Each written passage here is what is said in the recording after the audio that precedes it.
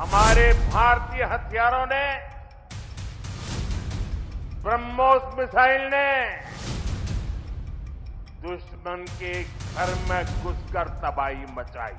दुश्मन कहीं भी हो, भौंक दिया जाएगा।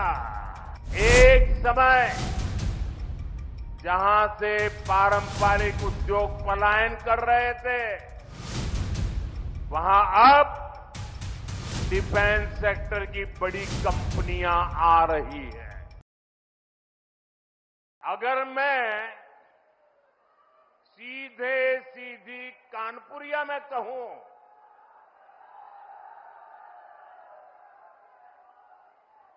तो दुश्मन कहीं भी हो, भौंक दिया जाएगा।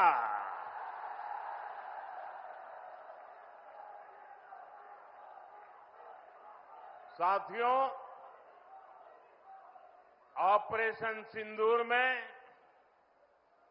दुनिया ने भारत के स्वदेशी हथियारों और मेक इन इंडिया की ताकत भी देखी है। हमारे भारतीय हथियारों ने, ब्रह्मोस मिसाइल ने दुश्मन के घर में घुसकर तबाही मचाई। जहां टारगेट तय किया, वहां धमाके किए। ये ताकत हमें आत्मनिर्भर भारत के संकल्प से मिली है। एक समय था जब भारत अपनी सैन्य जरूरतों के लिए, अपनी रक्षा के लिए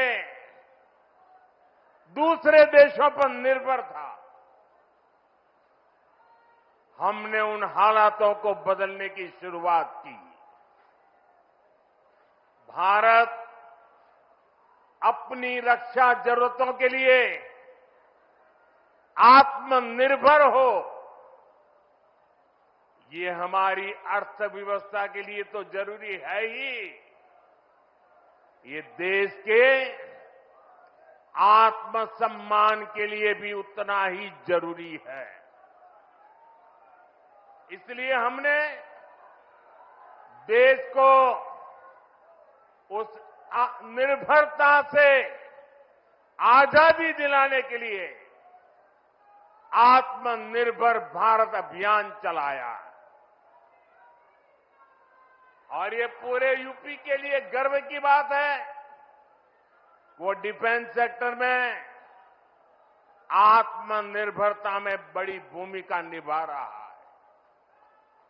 जैसे कानपुर में पुरानी ऑर्डिनेंस फैक्ट्री है, वैसी 7 ऑर्डिनेंस फैक्ट्रियों को हमने बड़ी आधुनिक कंपनियों में बदल दिया है।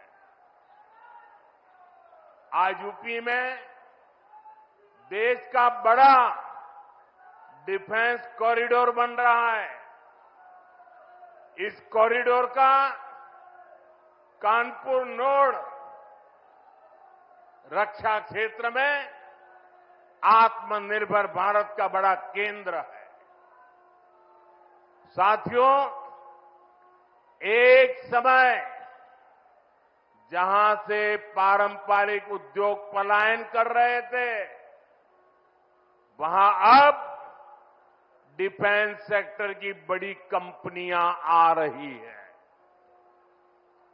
यहां पास में ही अमेठी में AK-203 राइफल का निर्माण शुरू हो चुका है। ऑपरेशन सिंदूर में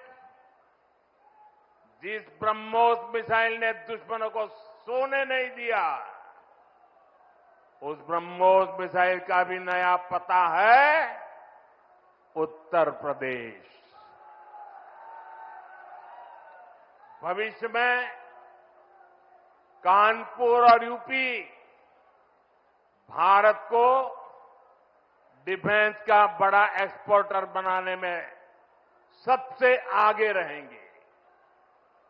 यहां नई फैक्ट्रियां लगेंगी, यहां बड़े पैमाने पर निवेश आएगा। यहां के हजारों युवाओं को रोजगार के अच्छे अवसर मिलेंगे। साथियों, यूपी और कानपुर को विकास की नई ऊंचाई पर लेकर जाना, ये डबल इंजन सरकार की पहली प्राथमिकता है। ये तभी होगा जब यहां पर उद्योगों को बढ़ावा मिलेगा, जब कानपुर का पुराना गौरव फिर से लौटेगा। लेकिन भाइयों बहनों, पिछली सरकारों ने आधुनिक उद्योगों की इन जरूरतों को नजरअंदाज करके रखा था। कानपुर से उद्योगों का पलायन होता गया। परिवारवादी सरकारें आंख बंद करके बैठी रही। नतीजा ये हुआ कि केवल कानपुर ही नहीं, पूरा यूपी पीछे हो गया। भाइयों बहनों, राज्य की औद्योगिक प्रगति के लिए दो सबसे जरूरी शर्तें हैं। पहली, ऊर्जा क्षेत्र में आत्मनिर्भरता, यानी बिजली सप्लाई, और दूसरी इंफ्रास्ट्रक्चर और कनेक्टिविटी। आज यहां 660 मेगावाट के पनकी पावर प्लांट, 660 मेगावाट के नेवेली पावर प्लांट, 1320 मेगावाट के जवाहरपुर पावर प्लांट, 660 मेगावाट के ओबरासी पावर प्लांट, 660 मेगावाट के खुर्जा पावर प्लांट का लोकार्पण हुआ है। ये यूपी की ऊर्जा जरूरतों को पूरा करने के लिए बहुत बड़ा कदम है। इन पावर प्लांट्स के बाद यूपी में बिजली की उपलब्धता और बढ़ेगी। इससे यहां के उद्योगों को भी गति मिलेगी। आज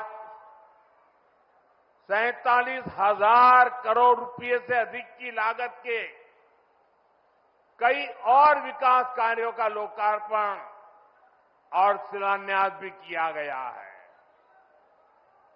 यहां बुजुर्गों को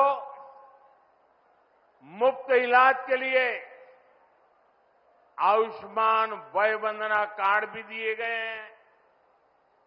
अन्य योजनाओं के लाभार्थियों को भी मदद दी गई है।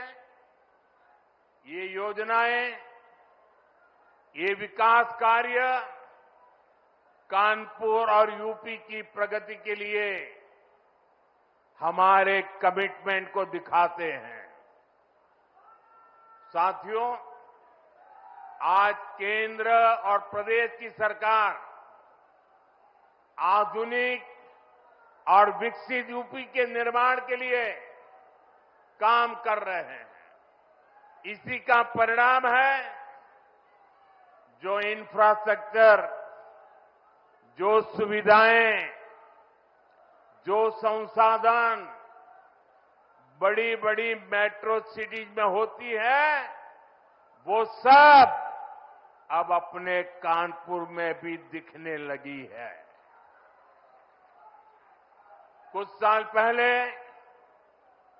हमारी सरकार ने कानपुर को पहली मेट्रो की सौगात दी थी। अब आज कानपुर मेट्रो की ऑरेंज लाइन कानपुर सेंट्रल तक पहुंच गई है। पहले एलिवेटेड और अब अंडरग्राउंड, इस तरह का मेट्रो नेटवर्क कानपुर के महत्वपूर्ण इलाकों को जोड़ रहा है। कानपुर मेट्रो का ये विस्तार ये कोई साधारण प्रोजेक्ट नहीं है।